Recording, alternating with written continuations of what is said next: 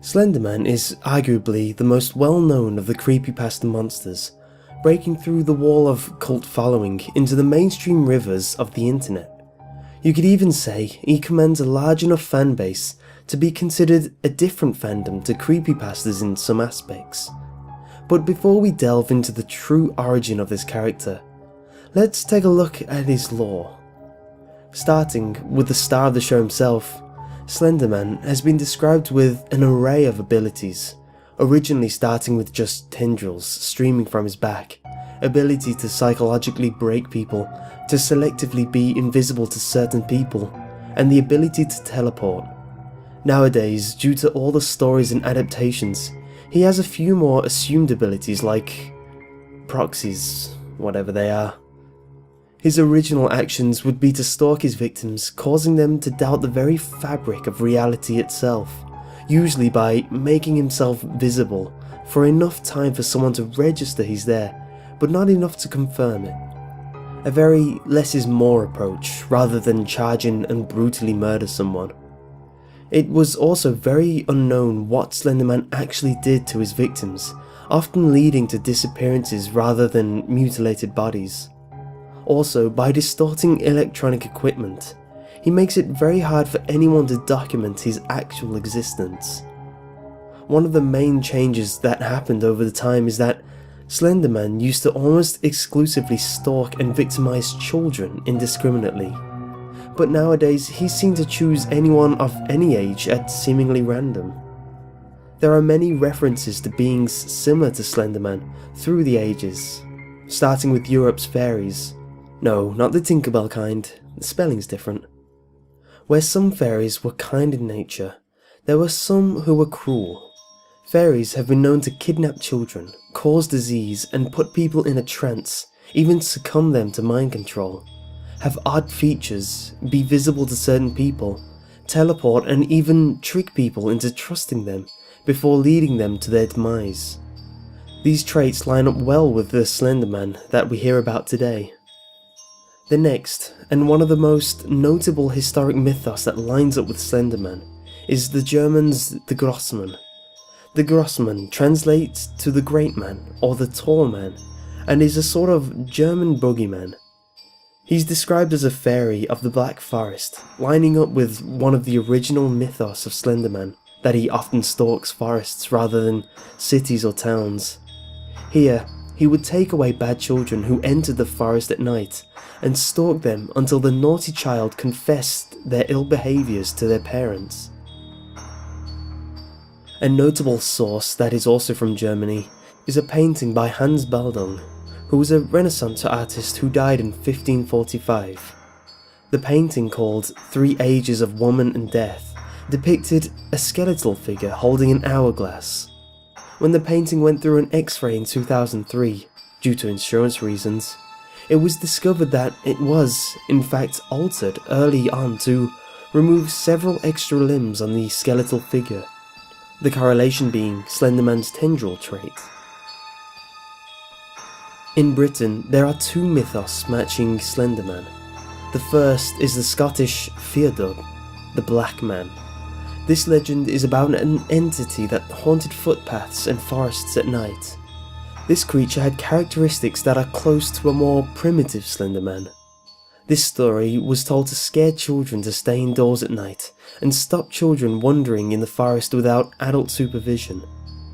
And in England, you have the Clutchbone, which was a 7-foot monster which dates back to the early 1800s. This creature was described as being black in colour, with leathery textured skin. Its head consisted of a lit torch within a large, raised collar of material similar to rawhide. This more violent depiction included destruction by burning, disappearances, and even dismemberment of victims.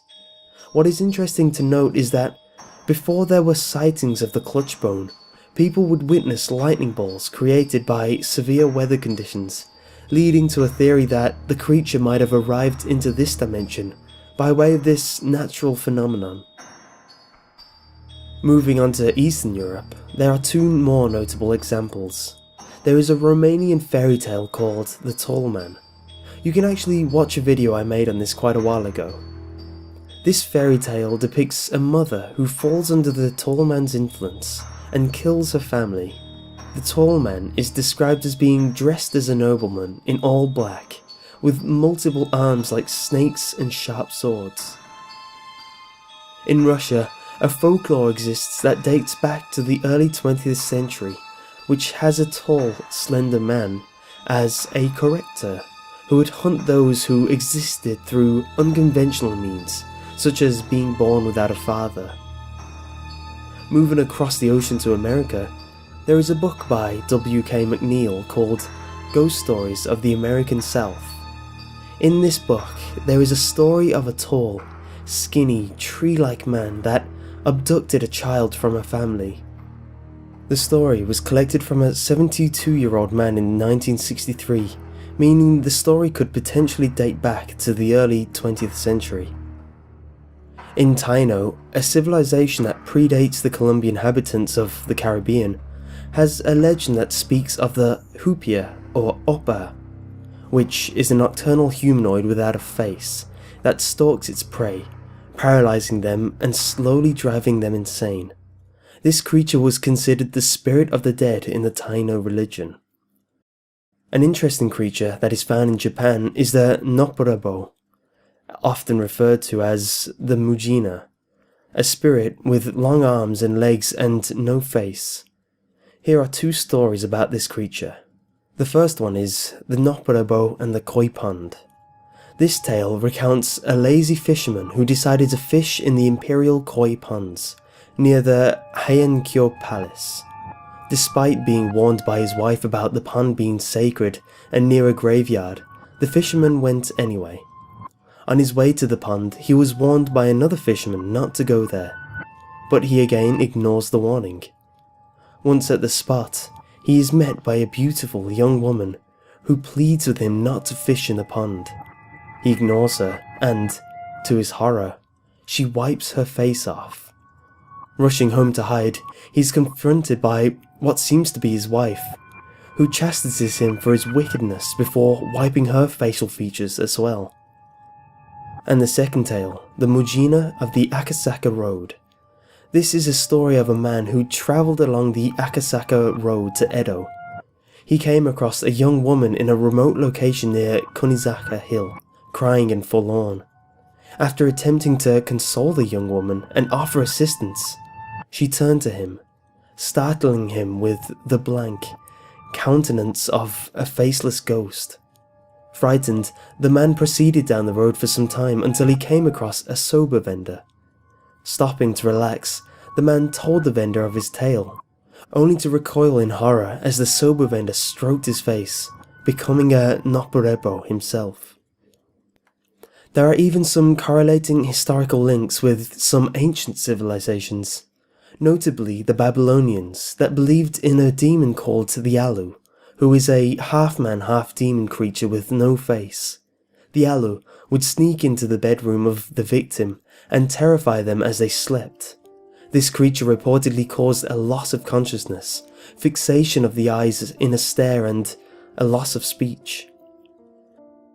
An ancient cave painting in Brazil is arguably the oldest reference that can be linked to Slender Man, dating back to possibly around 9000 BC.